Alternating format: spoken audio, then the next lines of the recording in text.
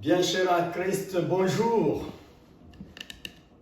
Je profite de ce moment si précieux,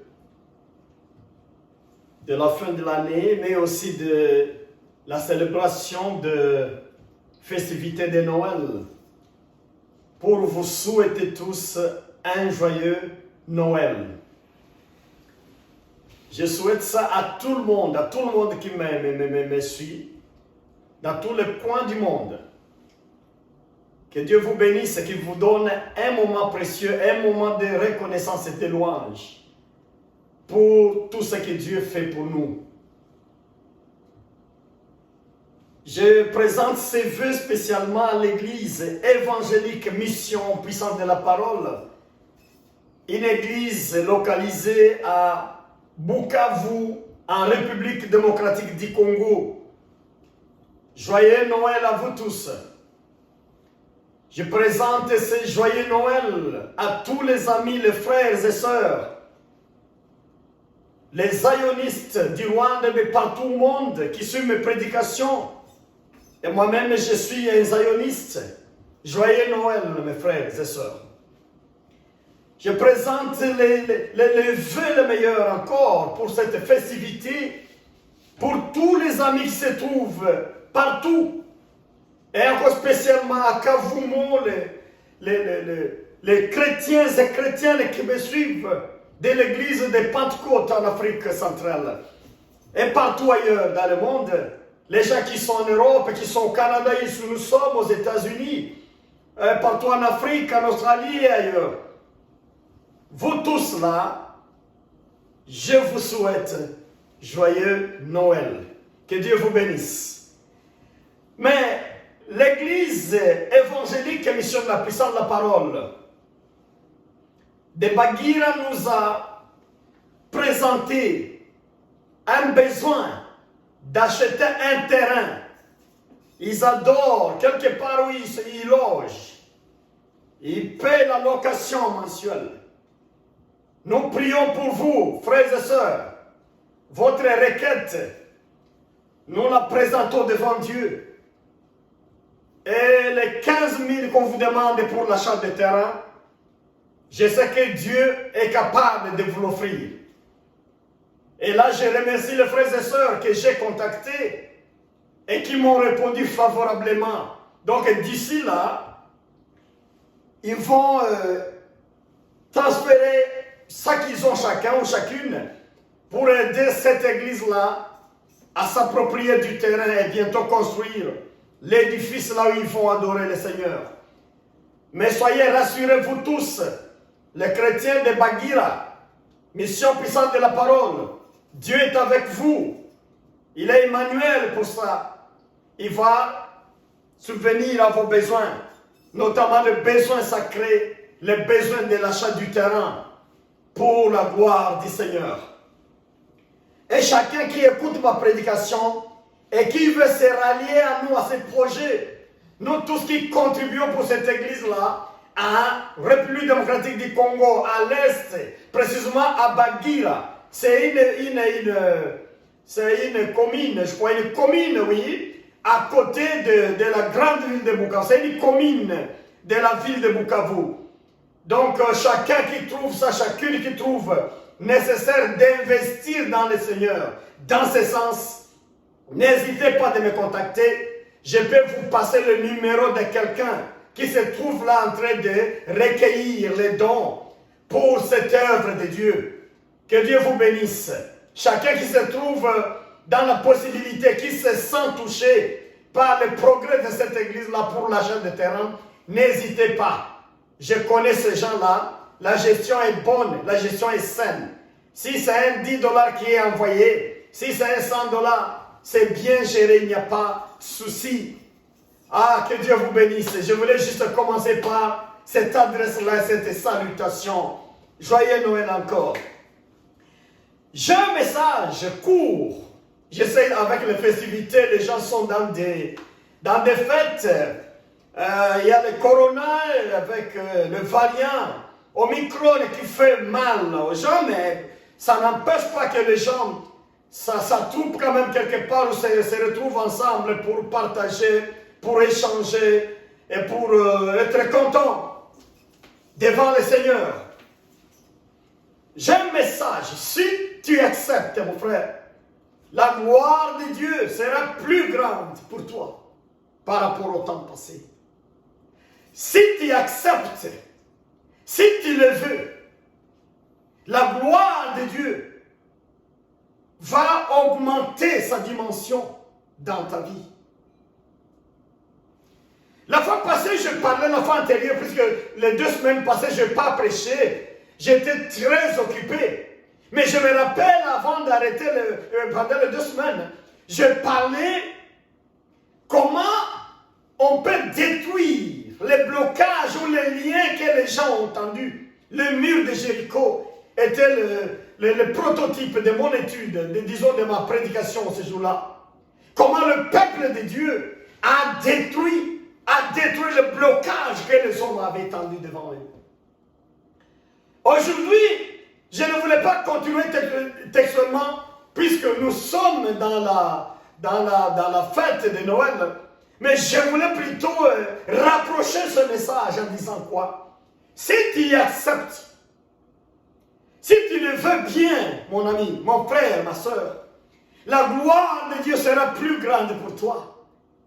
Et si tu me permets de le dire, en l'an 2022, gloire à Dieu, alléluia.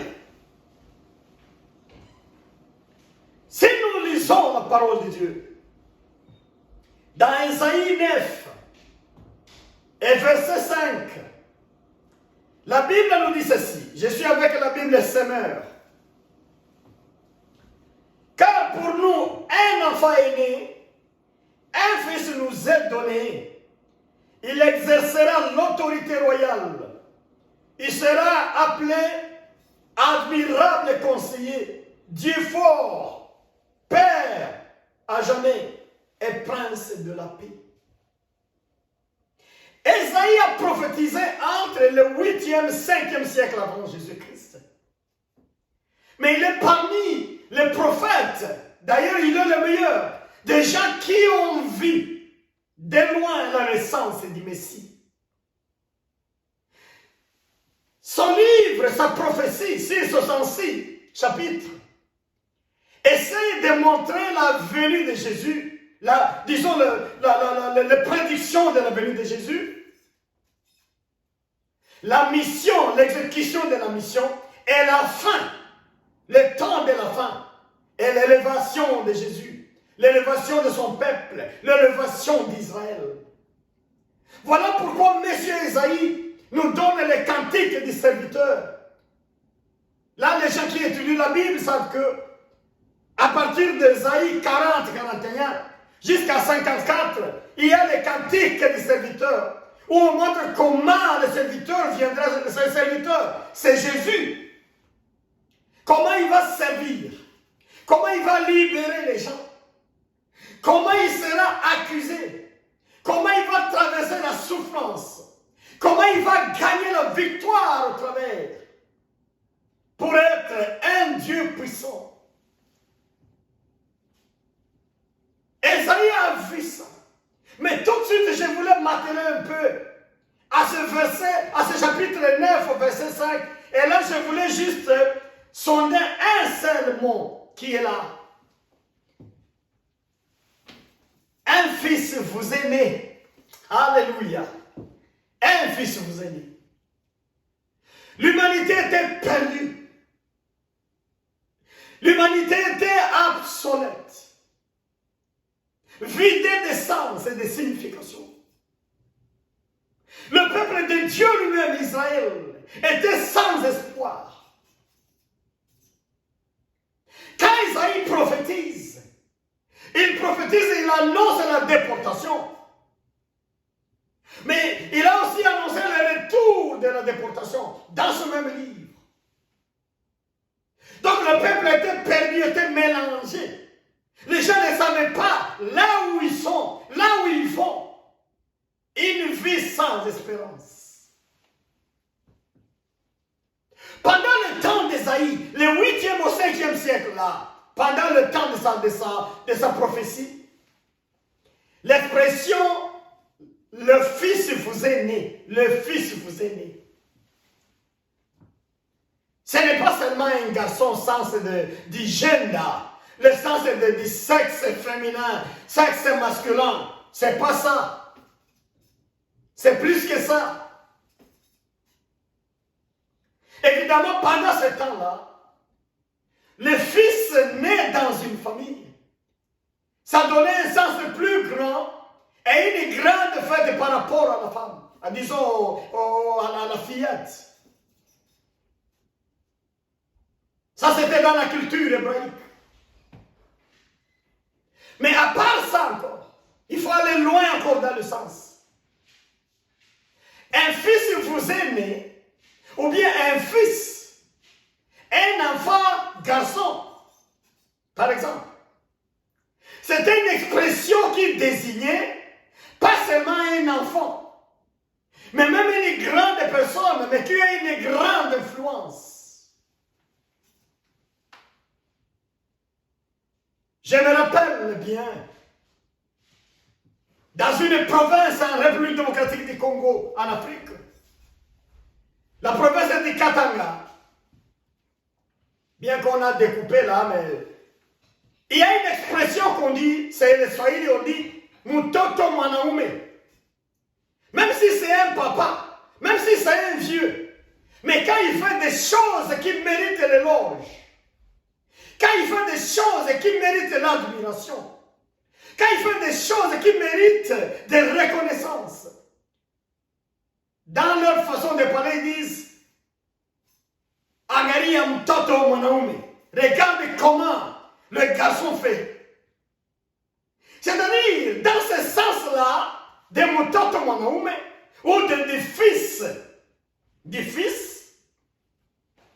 ou du bébé garçon, s'il faut dire, traduire ça littéralement, ça montre la force, la compétence, la puissance que la personne démontre dans sa société.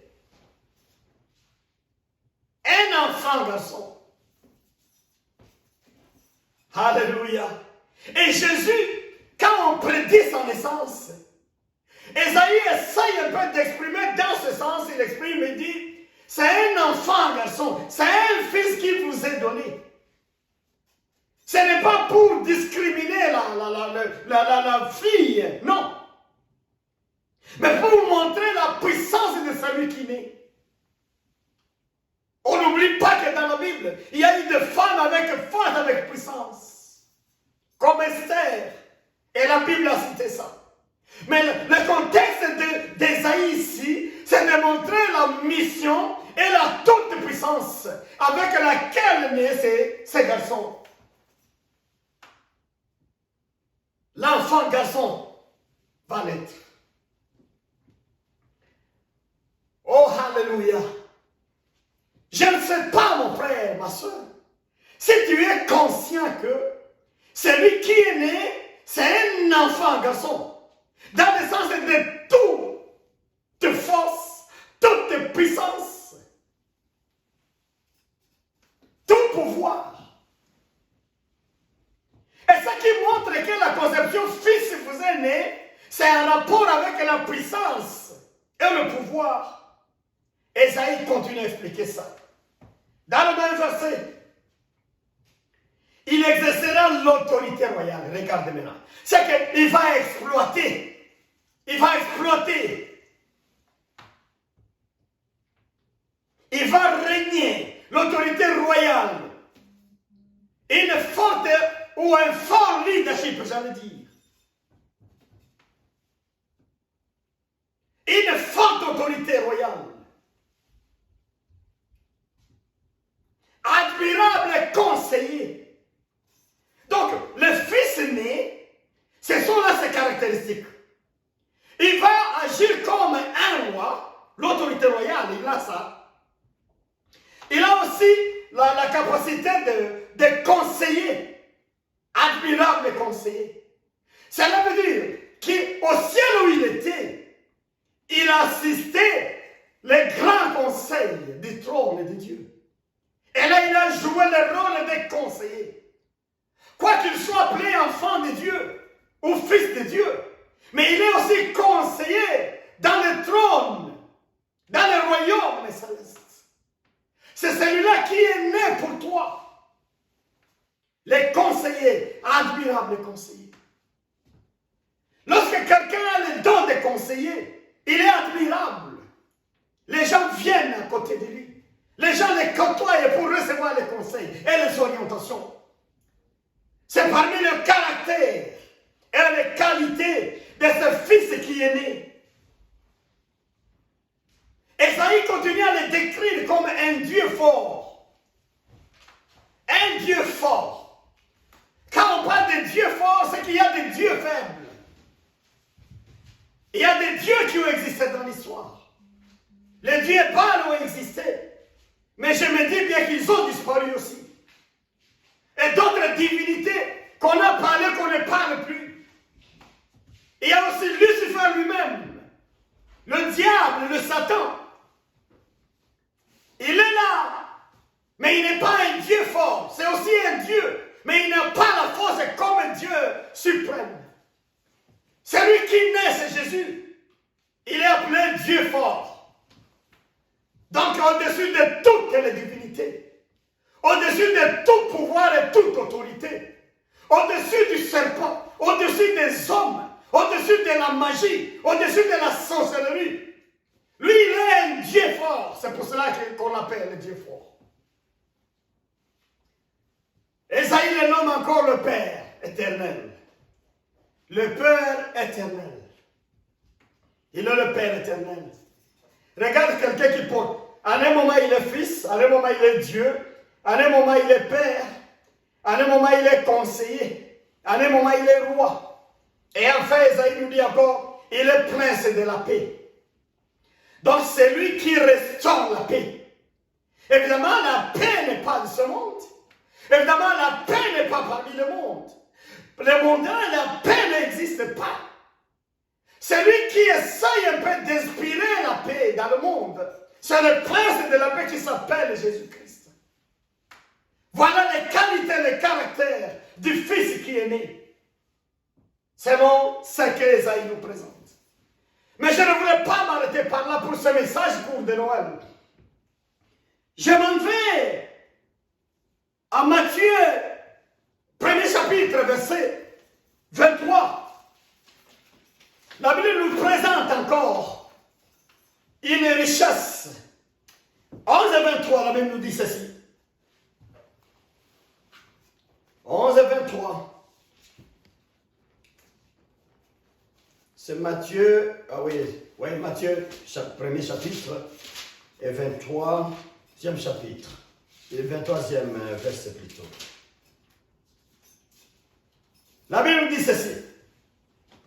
Voici la jeune fille, vierge sera enceinte, et elle enfantera un fils, qu'elle on appellera Emmanuel, ce qui veut dire Dieu est avec nous.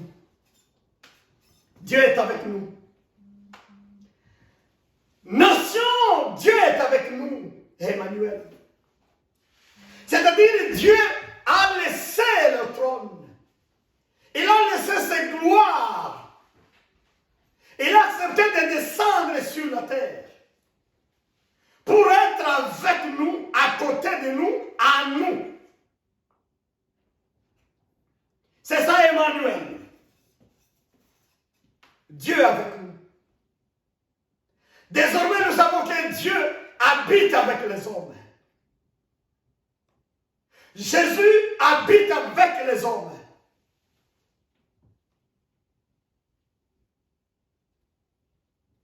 Alléluia.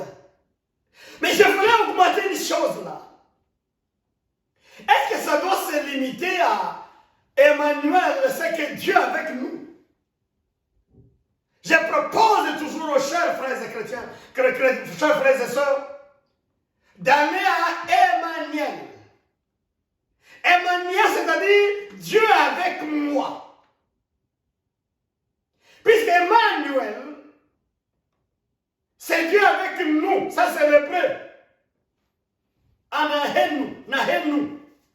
Donc, Dieu avec nous, Nahenu. avec nous.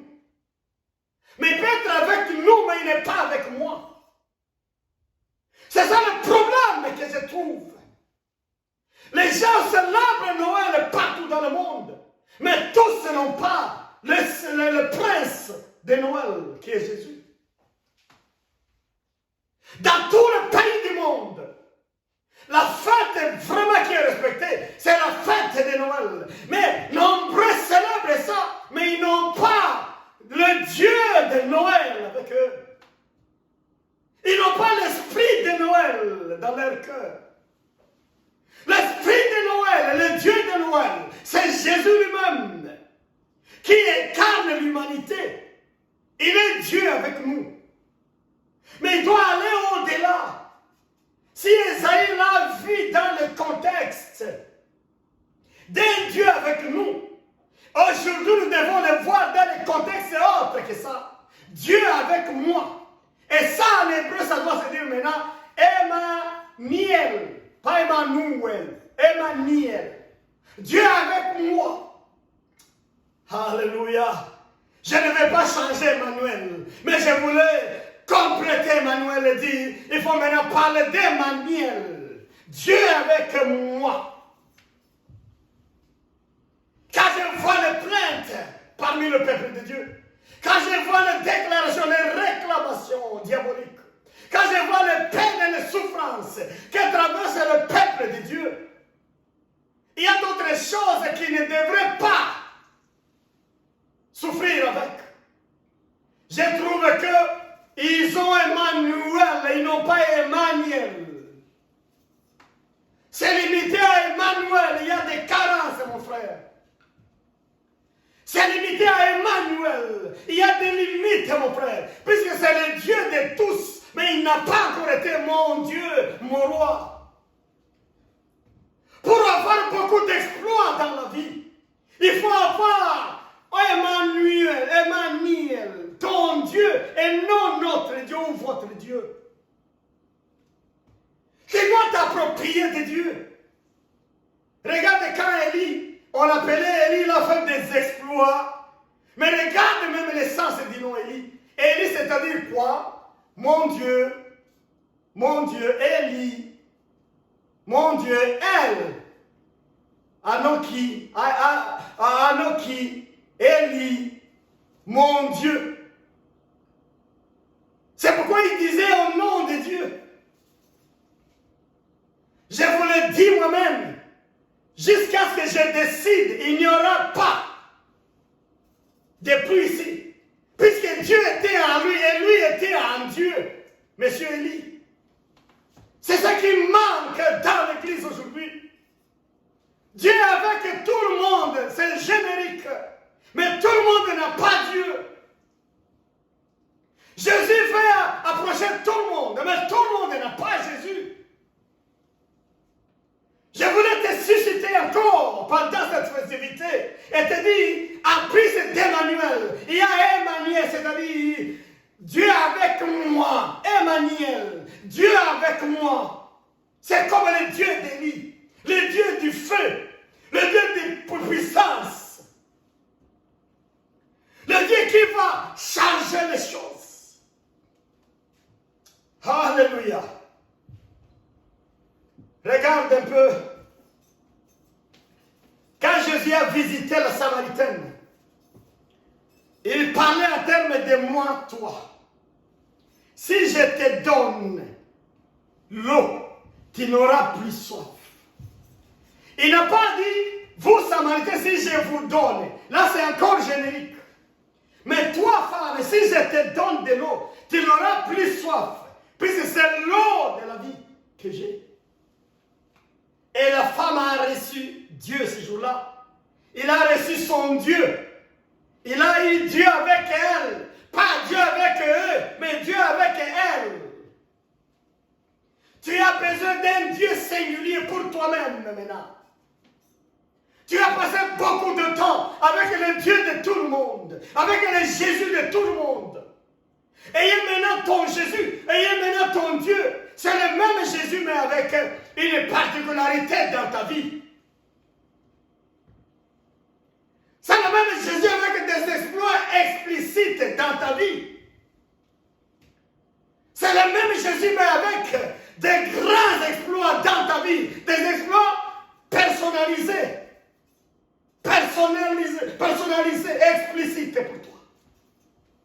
Emmanuel, le Dieu du temps de l'Église, le temps de notre temps maintenant de la fin du monde, c'est le Dieu de singularité.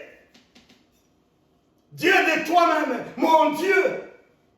On n'est plus dans le Dieu de générique et notre Dieu, mais mon Dieu. C'est le même Dieu qui est venu pour moi. C'est la Bible qui dit que quiconque le recevra, et à ceux qui l'ont reçu, il a donné le pouvoir. Et à chacun qui a reçu. Alléluia. Avec cette festivité, Jésus veut te rencontrer personnellement. Il a visité les gens, le monde en général.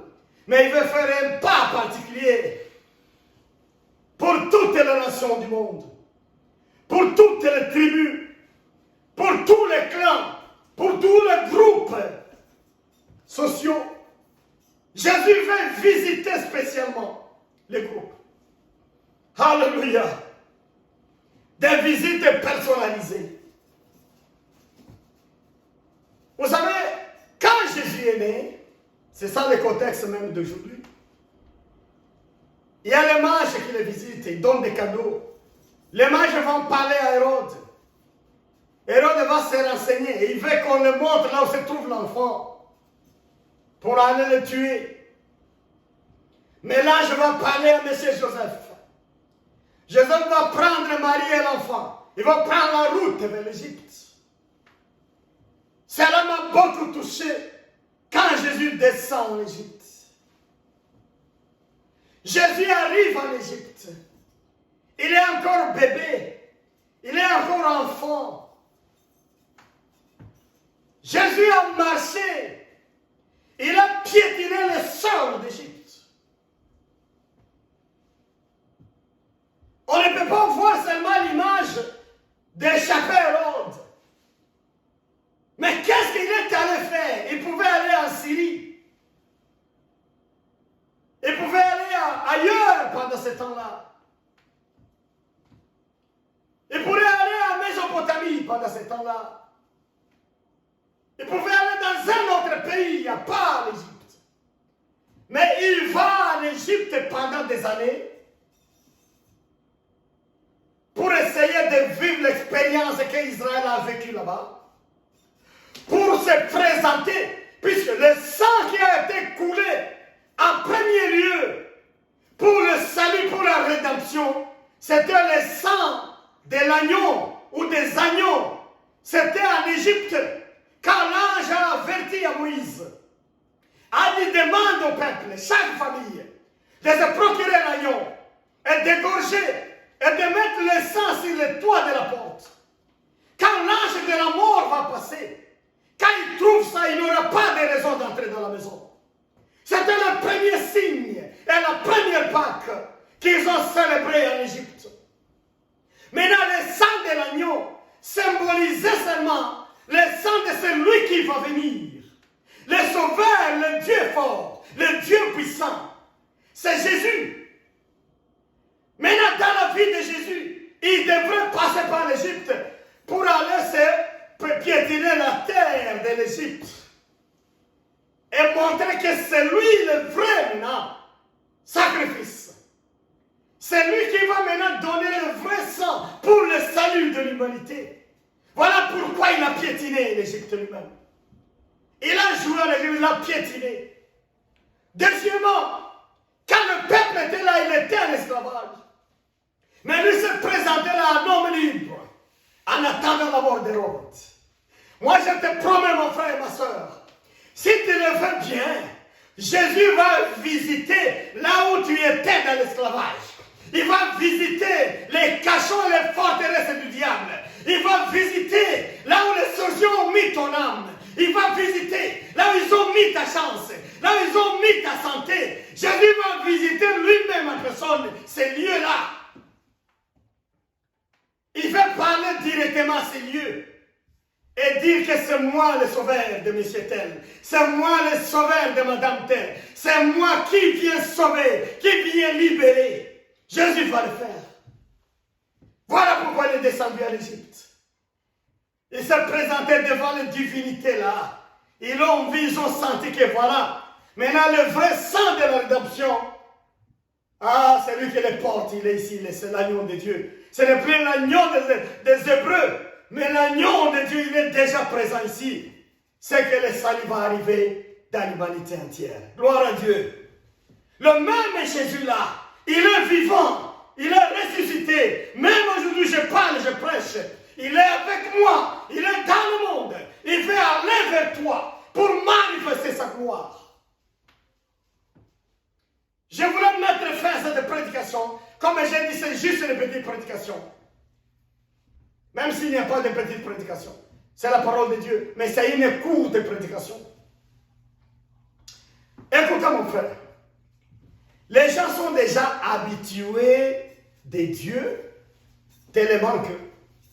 Les gens sont habitués du nom de Jésus tellement que.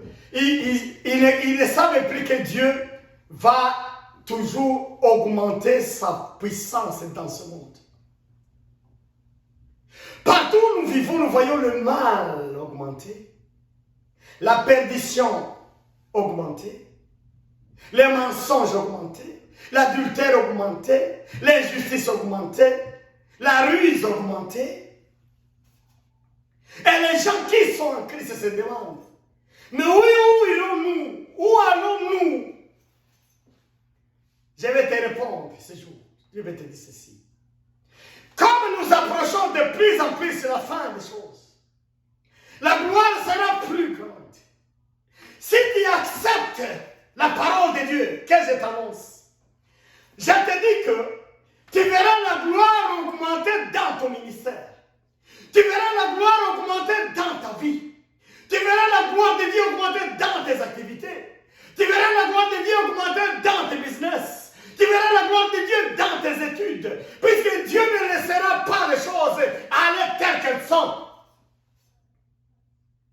Emmanuel, si tu l'acceptes, pour une visite personnalisée, comme il a fait en Égypte, là où était le peuple hébreu, ou hébraïque. Ah, sa gloire va se multiplier sur toi. 2022, la gloire de Dieu sera plus grande pour toi. 2022, si tu acceptes Emmanuel, donc Dieu avec moi, la gloire de Dieu sera plus grande. Lui-même va visiter, cette gloire va visiter tes ennemis pour les anéantir, pour les fermer les bouches, pour fermer leurs mains, pour les sceller, pour les bloquer, pour les annuler. 2022, le Dieu puissant va visiter tes ennemis qui te mettaient en esclavage. Tes ennemis qui te parlaient, qui te critiquaient partout. Tes ennemis qui te cherchaient du mal toujours. Les ennemis qui cherchaient ta mort tous les jours. En 2022, Dieu va aller marcher au-dessus. Il va marcher sur ces gens-là. La gloire sera plus grande pour toi. La gloire va essayer d'éteindre les flammes diaboliques. La gloire va essayer de faire marcher tes affaires, de faire marcher tes études, de faire marcher, puisque Dieu approche de l'humanité. Il personnalise. Tu dois accepter cette visite en 2022. Il ne va pas se limiter seulement en toi. Il va aller même là où on te mettait en captivité. Comme l'Égypte prenait Israël en captivité pendant beaucoup d'années. Oh Seigneur Jésus, mon frère, ma soeur, accepte Emmanuel. Emmanuel, c'est bon. Emmanuel, Dieu avec moi. La gloire sera plus grande. La gloire va augmenter. La gloire va monter d'échelle. Au point d'aller détruire encore. D'aller se présenter devant tes ennemis et de leur faire fermer la bouche, d'aller rompre les plans diaboliques, les plans des sorciers, d'aller supprimer les dates qu'ils ont écrites pour ta vie, pour de mauvaises circonstances. La gloire de Dieu va effacer tout ça. L'essentiel est que Emmanuel soit accepté, accueilli avec joie dans la vie. Ah! Si tu acceptes, la gloire sera plus grande en 2022. Mais en plus d'Emmanuel, préfère encore Emmanuel. Donc mon Dieu, c'est mon Dieu, c'est mon roi, c'est mon Père. Quand je parle de l'autorité royale, quand sa gloire est sur toi, la gloire va te donner cette autorité royale. Puisque tu es un enfant de Dieu. Un enfant de Dieu, c'est un Dieu inférieur. Puisque nous naissons de Dieu. Alléluia. Ma prière est qu'en 2022, que Dieu te donne l'autorité royale. Partout où tu parles, partout où tu marches, partout où tu agis, partout où tu as l'influence, que tu puisses influencer ce monde avec l'autorité royale venant du ciel. Alléluia. Nous avons les autorités de ce monde, mais ils ont manqué une chose la plupart. Ils n'ont pas l'autorité royale du ciel. Ils ont l'autorité humaine. Mais nous avons besoin de l'autorité céleste, de l'autorité royale d'origine divine. Alléluia.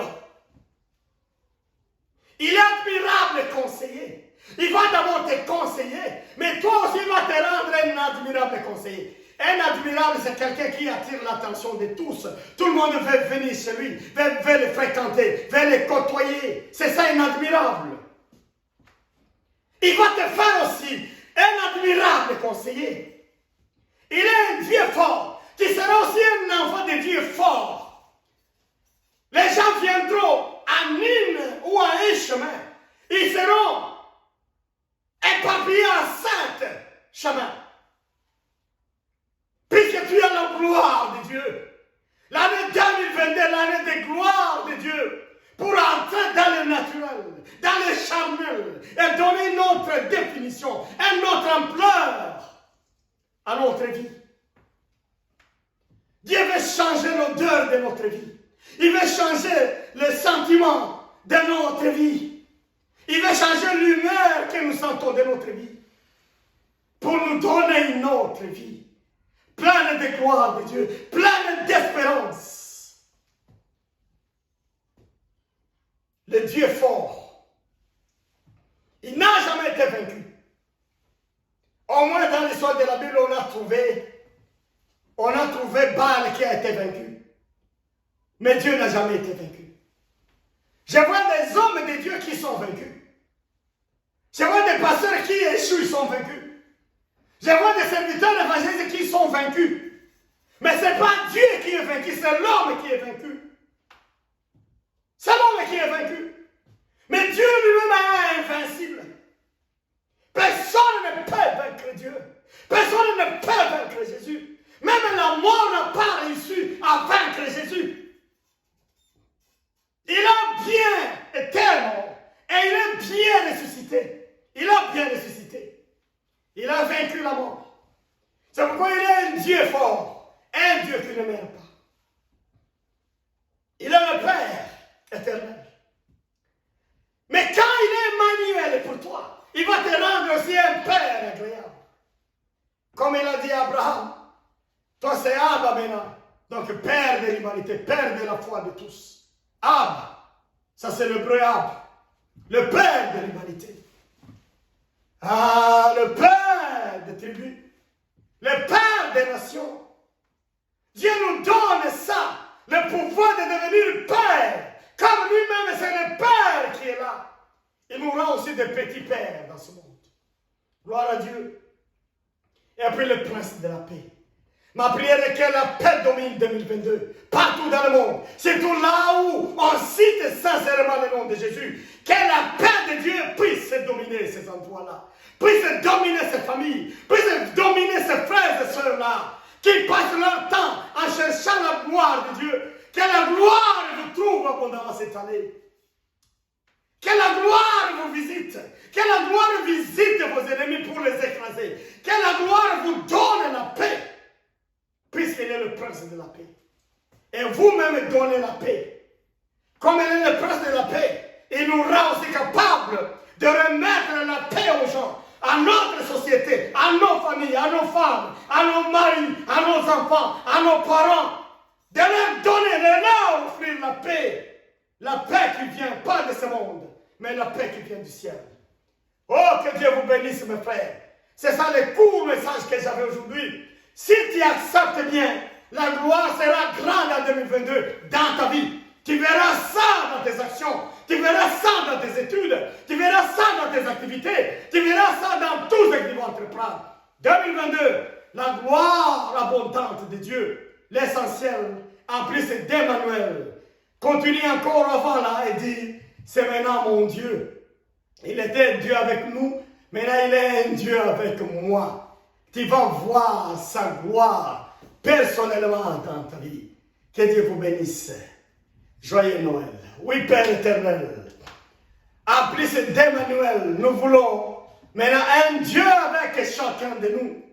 Un Dieu avec moi. Dieu avec mon frère et ma soeur. Un Dieu qui agit. Un Dieu qui augmente la gloire. Qui multiplie sa présence encore. Puisqu'on en a besoin. L'humanité a besoin de toi. Je sais que tu prépares un réveil. Regarde les frères et sœurs en souffrance. Ils sont nombreux qui ont besoin de ta présence. Allez-y personnellement, Seigneur, pour amener des solutions. À leur dire que la gloire puisse être plus grande encore. Pendant cette année-ci, que nous allons commencer bientôt ici. Seigneur, sois avec ton Église. Sois avec les serviteurs et les servantes. Sois avec les frères et sœurs, les amis. Sois avec nos familles. Sois avec nous-mêmes, nous tous là, Seigneur. Nous avons besoin de cette grande gloire. Nous allons l'expérimenter en cette année. Au nom puissant de Jésus-Christ. Amen, amen, amen, amen. Joyeux Noël à tous. Je vous souhaite un excellent week-end rempli de joie de Dieu et de la paix qui vient du Très-Haut. Que Dieu vous bénisse. Amen.